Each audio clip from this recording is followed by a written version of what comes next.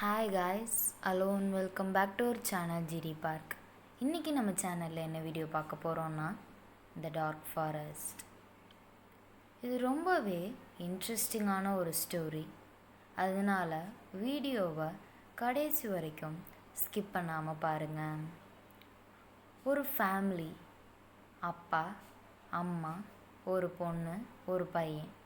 அவங்க காட்டுக்கு நடுவில் உள்ள ரோட்டில் காரில் பயணம் பண்ணிகிட்ருக்காங்க. அவங்க ரொம்ப நேரமாக பயணம் பண்ணியும் அவங்க ஊருக்கு போகிறதுக்கான வழி அவங்களுக்கு தெரியலை. ஏன்னா அவங்க அப்பா சின்ன வயசுலேயே சிட்டியில் செட்டில் ஆகி மேரேஜும் பண்ணிக்கிட்டாங்க. அதனால் பல வருஷமாக அவங்க ஊருக்கு வரவே இல்லை. அவங்க காரில் போயிட்டே இருக்காங்க. திடீர்னு பயங்கரமாக மழை பெய்யுது. இருந்தாலும் அவங்க அப்பா காட்டில் நிப்பாட்ட வேணான்னு ஓட்டிகிட்டே போகிறாங்க. வழி கேட்குறதுக்கு கூட யாருமே இல்லை. அவங்க வண்டி ஓட்டிகிட்டு போயிட்டே இருக்கையில் திடீர்னு அவங்க பொண்ணு அப்பா அப்படின்னு கத்துறாங்க. அவங்க அப்பா திரும்பி பார்த்தா அவங்க தம்பி தூங்குறான். அவள் ஜன்னல் வழியாக எதையோ பார்த்து கத்தியிருக்கா. என்னம்மான்னு அவங்க அப்பாவும் அம்மாவும் கேட்குறாங்க. அப்பா அந்த போர்டை பாருங்களேன் அப்படின்னு சொல்கிறாங்க. பார்த்தா அது ஒரு பழைய ஹோட்டலோட போர்டு அங்கே இருந்திருக்கு. இதில் என்னம்மா இருக்குது, ஏதோ பழைய ஹோட்டல் போர்டு தானே அப்படின்னு அவங்க அப்பா சொல்கிறாங்க. இல்லைப்பா, இப்போ கொஞ்ச நேரத்துக்கு முன்னாடி தான் அந்த போர்டை நான் பார்த்தேன் அப்படின்னு சொல்கிறா. பழைய போர்டு தானேம்மா, கடந்திருக்கோம் விடு அப்படின்னு சொல்லிட்டு அவங்க அப்பா திரும்பவும் ஓட்ட ஆரம்பிக்கிறாங்க. ஓட்ட ஆரம்பித்ததுக்கப்புறம் திரும்பவும் அந்த பொண்ணு கூப்பிட்றா. அவங்க அப்பா நிப்பாட்டிட்டு என்னன்னு கேட்கல. அப்பா பாருங்கப்பா, கொஞ்ச நேரத்துக்கு முன்னாடி உங்கள்கிட்ட காட்டையிலே இருந்த அதே போர்டு இருக்குது அப்படின்னு அவள் சொல்லிக்கிட்டு இருக்கா.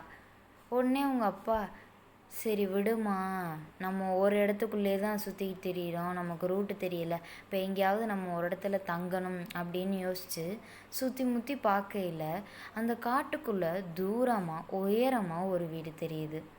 அந்த வீட்டை பார்த்தோன்னா அவங்க அம்மா சொல்கிறாங்க, கண்டிப்பாக அந்த வீட்டில் ஆளுங்க இருப்பாங்க, நம்ம போய் ஹெல்ப் கேட்டு இன்றைக்கி ஒரு நாள் மட்டும் அங்கே தங்கிக்கலாம் அப்படின்னு சொல்கிறாங்க.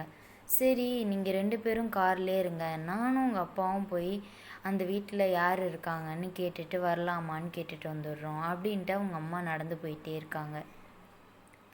நடந்து போயிட்டே இருக்கையில் திடீர்னு அந்த அம்மா மேலே யாரோ கையை வைக்கிறாங்க. அவங்க ரொம்ப பயந்து போய் திரும்பி பார்த்தா அவங்க ஹஸ்பண்ட் தான் வந்திருக்காங்க. 2 பேரும் நடந்து போயிட்டே இருக்காங்க. நடந்து போயிட்டுருக்கையில் திடீர்னு அந்த வீடு காணும்.